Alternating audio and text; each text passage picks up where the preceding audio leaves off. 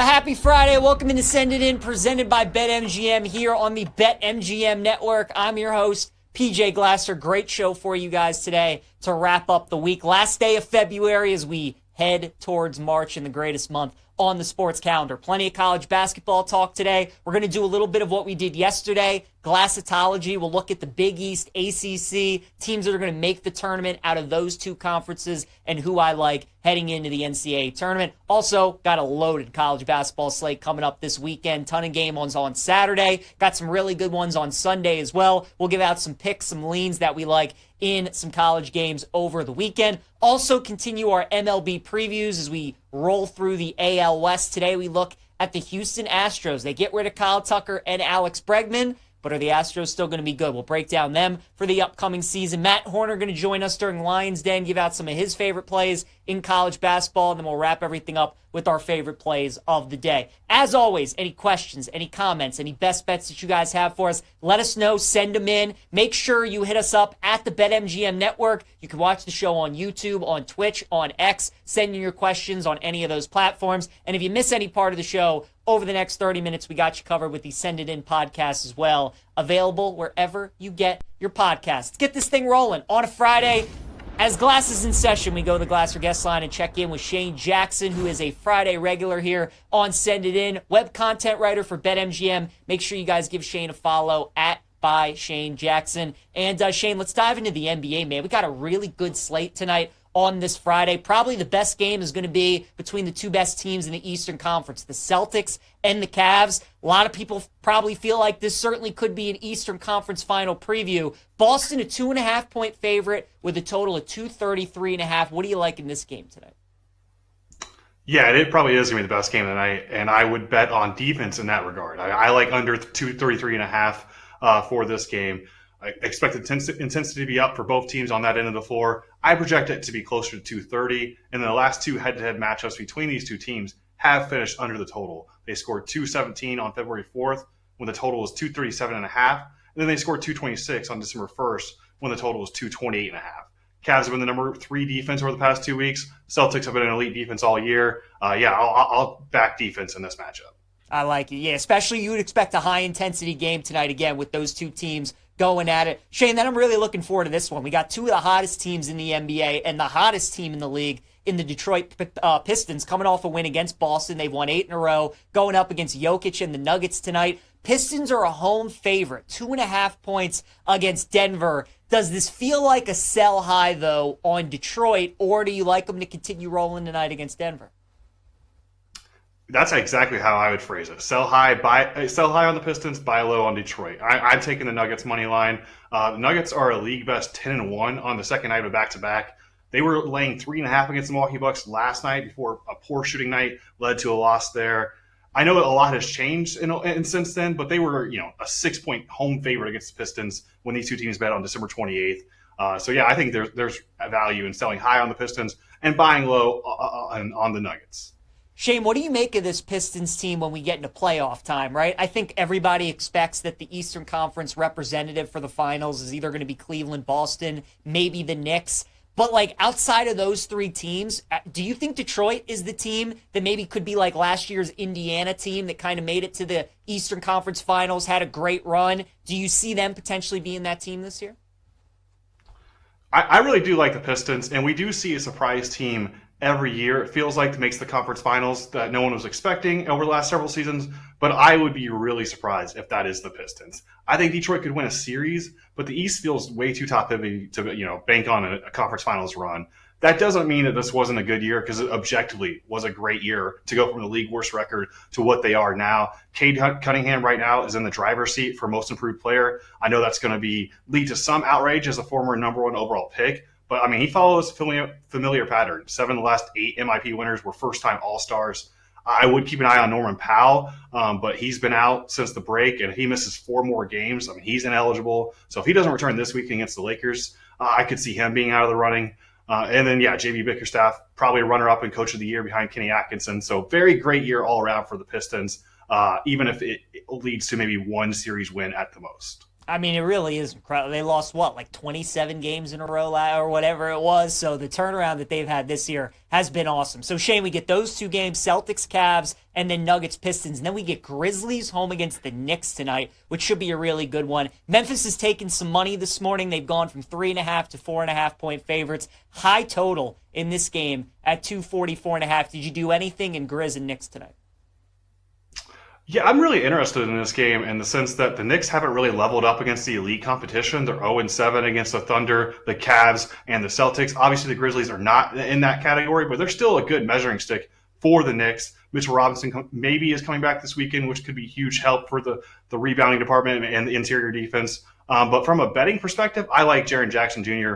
over 1.5 3-pointers. You mentioned it. It could be a track meet. Total 244.5.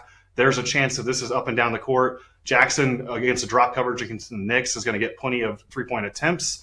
And he's averaging 2.1 three-pointers on about 5 attempts per game this month. So I like Jaren Jackson Jr. to hit multiple three-pointers against the Knicks tonight.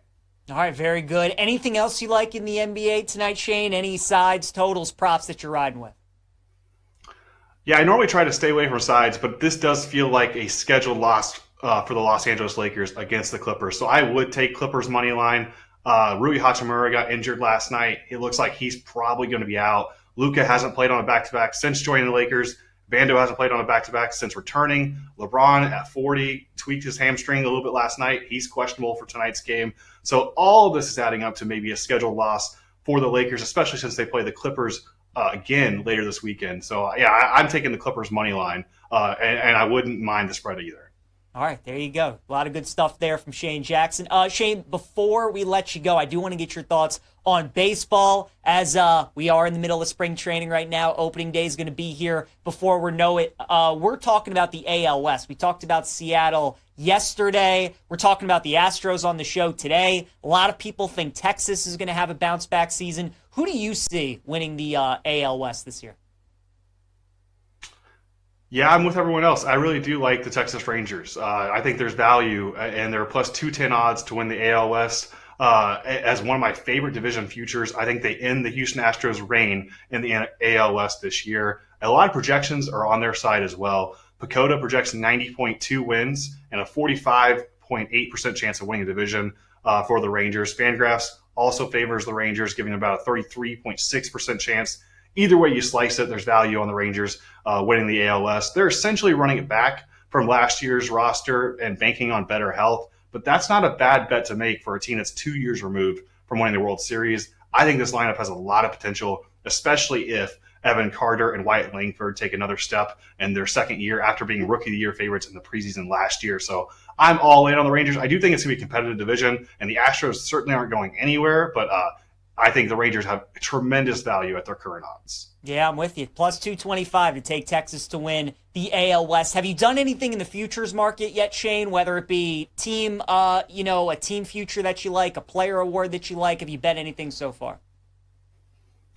Yeah, staying in that same division, I do like Julio Rodriguez to an AL MVP. It was the first awards future I clicked in the offseason at 40-1 a couple months ago. It's now down to 22-1, which is still a value to me because Julio Rodriguez was the most popular preseason AL MVP bet last year at 10-1. He had a slow start and then dealt with injuries last year, but I mean he was popular for a reason. He finished fourth in the MVP race in 2023. He led the AL in WAR the second half of the season, and this award has typically gone to a person who has led the league in WAR. And Julio obviously has defensive value in his position in center field. So right now projections have him as the third best value in WAR. I think that was oopsie at Fangraphs. So obviously at 22-1, he's an intriguing long shot for me. And then I mentioned it a couple weeks ago on this show, but I still like Alex Cora to win AL Manager of the Year for the Boston Red Sox at 7-1. Every winner in this market has made it to the postseason since 2012. Of those 26 winners, 22 of them were on teams that didn't make the playoffs the previous year. So essentially, you're betting on the team that you think is going to surprise. And for me, I think that's the Boston Red Sox. They have plenty of upside, but also they have a path to the playoffs, even if they don't win the division, which is very competitive. So those are my two favorite futures right now, and I'll certainly add some more in the coming weeks. Love it. Shane Jackson. Make sure you guys are following him on X at by Shane Jackson, web content writer for BetMGM, joining us each and every Friday here on Send It In. Shane, always appreciate the insights, sir. Have a great weekend. We'll talk to you again next Friday. Yeah, thanks for having me. See you next week. Absolutely. All right, guys. Let's keep it rolling here on Send It In. Our guy B Mills in the chat. PJ, I'm rolling with an ugly game tonight in college hoops. Over 150.5 in Iowa and Northwestern. Two bad teams, but points will be scored. B Mills, you've been on fire, sir, in college basketball. I'm going to have to tell you on that. I didn't do anything in that game, but I tend to agree with you. We know Iowa is horrendous on defense. I think they're going to be able to score. I think Northwestern's going to be able to score with them. So I'll tell you on that over tonight in Northwestern and Iowa. We're going to talk plenty of college hoops here coming up in a little bit, but let's continue our MLB previews and dive into the Houston Astros. They are favored to win the AL West this season at plus 135. Now, we all know the Astros have been the standard in baseball the last decade. Obviously, they had the cheating scandal going on, but certainly they won a lot of games, and prior to last season, they had made the ALCS 7 straight years. This year does feel a little bit differently, though, because they're coming off of an early exit in the postseason. They've lost two of their best players in Kyle Tucker and Alex Bregman, and the rest of their division is supposed to be more improved and bounce back, right? People think Seattle could make the playoffs this year. They're minus 110 on BetMGM to do that. A lot of people, you just heard Shane, like the Texas Rangers to run it back. They're 2 years removed from a World Series. So it feels like the Astros have certainly gotten worse. Why the Mariners and Rangers potentially could have some bounce back years. The American League's going to be very solid towards the top. So people are down on Houston. And it kind of makes me like Houston this season. Not necessarily in terms of betting them to win the division or even betting them to make the playoffs, but I do like them to go over their win total at 86.5. A lot of people hate the Astros because of the cheating scandal and because they've been so good for so long. And a lot of times when people can sense that maybe a team could be starting to spiral a little bit and that maybe we start to see the rain just be finished for Houston, I think a lot of people want to jump on that, right? And they want to bet into that market. But are we really sure that the Astros are going to be bad this season? I'm not saying they're going to be as good as they have been in the past, but just because they're not going to be that good doesn't mean they're still not going to be good and still not going to be a team that wins 87 or more games and potentially makes the playoff. I don't want to lay minus 150 juice for Houston to make the postseason, and I don't want to bet them at plus 135 to win the division because I think Texas is going to.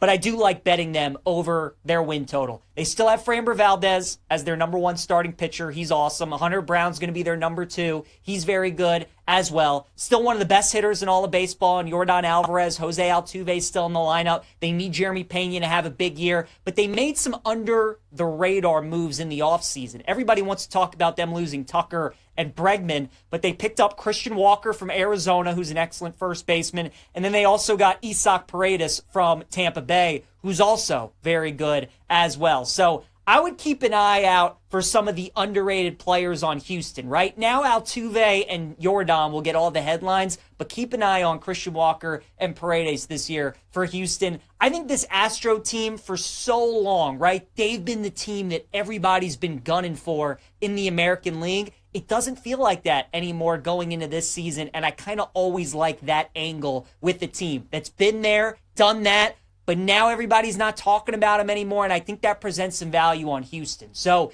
I don't think it provides value in the division because they're still favorites to win that at plus 135, but I think it does with the win total, especially because the last couple of years they've been bothered by injuries and they've really started slow. I think there's going to be an emphasis this year with them losing two of their top players to really be better at the start of the year and start faster. I think we see that out of Houston. So I like over 86.5 wins for the Astros going in to this year. All right, let's talk some college basketball, you guys. What a slate we have upcoming this weekend. 8 games I want to talk about on Saturday, and then 3 games that I want to dive into on Sunday. Starting with tomorrow's slate, we got a couple of games at noon that I would keep an eye on. The first one is going to be number 18 Maryland on the road at Penn State.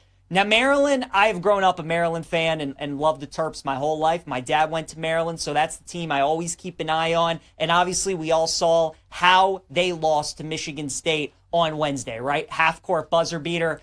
I can tell you guys, as somebody who watches Maryland pretty close, Penn State for them, whenever they have to travel to Happy Valley, that is always a house of horrors for them. They always struggle at Bryce Jordan Center. So I would keep an eye on Penn State in the first half. I'm thinking Maryland's probably going to open up as about a 4.5, 5.5 point favorite. I'm hoping we get Penn State at plus 3.5 in the first half, but even if we get them at plus 2.5, I think that's going to be okay as well. 12 p.m. Eastern time tip. You have an unranked team at home against a ranked team, and you have Maryland coming off that crushing, heartbreaking loss to Michigan State. So I think Penn State jumps on them early. I would look at the Nittany Lions in the first half plus the points against Maryland. Then we also have UConn taking on Providence. I would expect the Huskies probably to be about a 3.5, 4.5 point favorite in this game.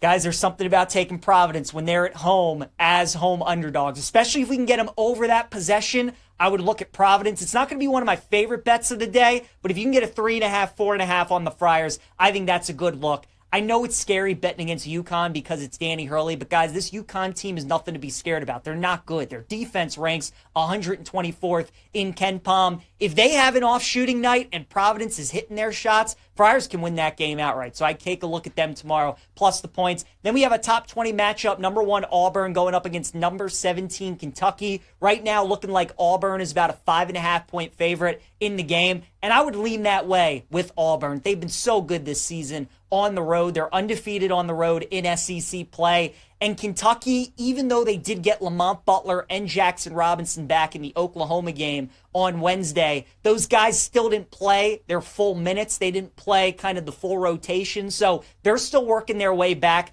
I don't know if Kentucky, with those guys still injured, are going to really have enough firepower against that Auburn defense. And Auburn's offense going up against that Kentucky defense, I think they're going to be able to score quite a bit. So I like Auburn minus 5.5 at Kentucky. Then we have number 10 Texas Tech on the road taking on Kansas. Jayhawks right now are a 3.5 point favorite at home. I think Texas Tech's going to be a very popular team tomorrow because of how much Kansas has struggled. The fact that you're getting Texas Tech at plus 3.5, I would caution against that. I think putting Kansas in a money line parlay, probably the way to go tomorrow. If this line does dip down, though, to Kansas minus 2.5 and you get it under the 3, I think that's a good look with the Jayhawks against Texas Tech. A game I would keep an eye on tomorrow in the SEC. Arkansas is going to be on the road in Columbia taking on South Carolina. The Gamecocks have only won one game in SEC play. Don't be surprised if Arkansas is only like a 2-point favorite on the road tomorrow. 1.5 point favorite. I think they're on upset alert. I would like the Gamecocks tomorrow against Arkansas. Then we have number 6 Alabama taking on number 5 Tennessee tomorrow. I love Tennessee on the money line to win the game. It's already gone up from 3.5 to 4.5, so I don't really want to mess with that. This is what makes college basketball great, and these are the kind of matchups that we love, especially when we get to the NCAA tournament. You got the number 1 defensive team in the country in Tennessee, who plays at one of the slowest paces in the sport, versus Alabama, who's the number 3 offense, who plays at the fastest pace in the sport. The problem with Bama going into this game is a lot like the problem that happened when they were going into the Auburn game. Before they played Auburn, they had their best shooting performance of the year against Texas, and then could not hit a shot from 3 against Auburn. Well, they just had an unbelievable shooting performance against Mississippi State. Now they go on the road and play the best defense in the country. I would look at a Bama team total under tomorrow, and I like Tennessee on the money line to win that game. Then number 12, Texas A&M travels to number 3, Florida. Both of these teams looking for a bounce back. A&M, a loser at home against Vandy. Florida, a loser on the road against Georgia. A&M is such a difficult team to bet on because of how high variance they are. They're a team that really doesn't shoot three-pointers or free throws very well, but they're so good on defense, and they're such a good rebounding team that if they do hit their threes, they can beat anybody. So they're 8.5 point dogs tomorrow. It's a large number. You would expect Florida to play really well off of that loss to Georgia. I'd stay away from the game, but if A&M is hitting their threes in the first half tomorrow, expect that to kind of even out in the second half, and I think Florida could be a good look for a live bet. Then we got number 22, Arizona, on the road tomorrow, taking on number 9, Iowa State. Right now, the Cyclones are about a 5.5 point favorite. Curtis Jones came back and played for Iowa State against Oklahoma State, but Keyshawn Gilbert did not. So if you just kind of want to wait and play it out and see if Gilbert's going to be back for Iowa State, I think that's totally fair. They're certainly pricing the game like Gilbert is going to play. But also, if you just want to bet Arizona plus 5.5 at the chance that Gilbert doesn't play and that line dips down to 4.5, maybe even 3.5, I think that could be a good look too. I think at 5.5, if I had to bet the game, though, I would lean towards Zona, keeping it close against Iowa State. Then on Sunday, 3 games that I would keep an eye on. I really like Wisconsin to beat Michigan State. I would expect that line to be about 3.5. I think Michigan State, of like all the top teams in the country, are frauds. I don't think the Big Ten's very good. Michigan State is one of the worst three-point shooting teams in the country, and their defense is awesome. But also during the stretch that they've been on against Illinois and Purdue and Maryland, none of these teams can hit shots. Wisconsin's probably the best offense in the Big Ten, and if the Badgers just play their normal game offensively, I don't know if Michigan State's going to be able to match them. So I would keep an eye on Wisconsin to pull the upset on Sunday. I also would keep an eye on Illinois against Michigan as well. According to KenPom right now, Michigan is the number 1 team in terms of luck. They've won 9 straight games by 4 points or less. You got to give them credit for finding ways to win all these games, but don't be surprised if they're about 3.5-point favorites against Illinois on Sunday. I would like Illinois to keep that close. And then finally, Memphis is on the road taking on UAB on Sunday. There aren't many games where Memphis plays in conference where it's a pick'em, and where if they lose, you're not going to be really surprised because it's not an upset. That's one of those games on Sunday going up against UAB. I would look at the Blazers to take care of business against the Tigers. All right, let's do a little glassatology here on Send It In. Talk about the ACC and the Big East and some of these teams come tournament time. We will start with St. John's, who is going to be extremely popular when we get to March because of Rick Pitino and because of how good their defense is. And it's cliche to say, but St. John's, maybe more than any team in the country, it's all just going to be about whether or not they hit shots. They're so well coached. They're so good on defense. If they can get enough offense in the tournament, this team is good enough to beat anybody. I would worry about St. John's potentially, though, in the earlier rounds, because when you go up against some of these mid-major teams or some of these lower seeds, chances are they probably can shoot, and they're probably really good on offense. So if St. John's runs into a mid-major team that can really score and put up like 80, 85 points a game, that could be tough. But St. John's, certainly of all the Big East teams, is the team that I would back come March. Marquette, I'm totally off on. Shaka Smart, ever since he made the Final Four with VCU, has not been a good tournament coach. This team is not very good. If they end up being a 5 seed, there's a very good chance whatever 12 they end up playing, I'll likely be on the 12 seed against Marquette. Creighton, you got to give Doug McDermott a ton of credit. They lost one of their better players, Pop Isaacs, early in the season. They had to reinvent themselves. They've gotten themselves to the tournament. They're going to be in March Madness. This is a team, though, that at most probably wins a game. I can't see them upsetting one of the higher seeds, though, in the tournament. And then finally, UConn. The Huskies are probably going to be in the tournament as an 8 or a 9 seed. Do not fall for the UConn trap. Do not bet this team to go to the Sweet 16 and upset a number 1 or a number 2 seed. Their defense is terrible. Their offense is too inconsistent. This is nowhere near the UConn team that they've been the last 2 years. I think a lot of people are going to see UConn on their bracket as an 8 seed and want a big upset, and they're going to want to pick UConn. I would caution against that. Then in the ACC, obviously, you got Duke, arguably the best team in the country, number 2 in offense according to KenPom, number 4 on defense. Duke's really freaking good, and they got the best player in the country in Cooper Flagg. But when they get into a close game late in the final 2 minutes, how is Duke going to respond? That's the only question I have about them. Louisville is another team that I would caution against. I think a lot of people are going to like Louisville as like a trendy 7 seed to maybe make a Sweet 16, Elite 8 run. This team is just feasted on the ACC being really bad. You look at what they did in their non-conference schedule. They went 0 for 4 against the SEC and got blown out by a lot of those teams. So year 1 under Pat Kelsey, he's gotten Louisville back to relevance. Not a team that I would back, though, come March. Then you have Clemson, a team that I do like come March. They made the Elite 8 last year. They have their point guard Chase Hunter and their big man Ian Shefflin back from that team. They're well coached by Brad Brownell. I would not be surprised if Clemson makes another run. And then you got certain teams on the bubble. SMU, Wake Forest, North Carolina, all on the bubble. I don't think SMU or Wake Forest is making the tournament. North Carolina, I could see just because they're North Carolina and they have the game against Duke coming up later on at the end of the regular season. But all those teams likely need to do work in the ACC tournament. All right, let's go to the Lions Den. Check in with Matt Horner joining us here on Send It In. Make sure you guys are following Matt on X at @sharp_side_ BetMGM network writer. Matt, what are your favorite plays that you have for us tonight, sir? Yeah, I got some schools that nobody really is going to care about, but I think they're winning wagers. You got Sacred Heart tonight on the money line against Marist. Marist is 20-5 this season. They've been great. They've won 4 straight games coming into this game. Sacred Heart 12-15. They've lost 3 of their last 4 games, and yet they're a favorite tonight against the Red Foxes. I think there's a reason for that, so give me Sacred Heart here on the money line. Fairfield tonight plus 2.5 against Mount St. Mary's. Another fishy line here. The Mountaineers, they've won 4 straight games. They're 17-10 the season. Fairfield, they are 10-17 on the season. They've lost 3 of their last 4, and yet this line is extremely short. So give me Fairfield plus 2.5. I think they probably win the game outright. And then one more tonight, Kent State plus 4.5 against Akron. This line isn't as obvious, but considering both of these teams are really good, but I think it's a good play for the Golden Flashes here. Akron has won 9 of their last 10 games. They've been on fire. They've looked unstoppable. They're at home as well, and this line just seems a tiny bit short to me. So I took Kent State at plus 4.5 against Akron. All right, very good. Matt, tomorrow and this weekend, man, we have a loaded college basketball slate. Anything that jumps out to you for tomorrow? Yeah, so looking at the slate tomorrow, there wasn't a ton of lines that stuck out like immediately to me, but one that did was Kansas. You were just talking about it, minus 2.5. You can get it at 2.5 against Texas Tech, or on the money line if you want to do like the parlay like you were saying. This is just, everybody's going to think this is a bounce back spot for Texas Tech. They're ranked number 10 in the nation coming off that loss against Houston.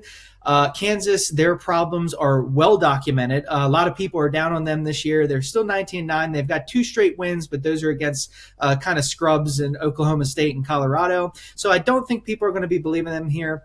Texas Tech is going to be a very popular play getting plus money, but I think that's a mistake. So give me Kansas minus 2.5 or on the money line if you want to do a parlay type of thing.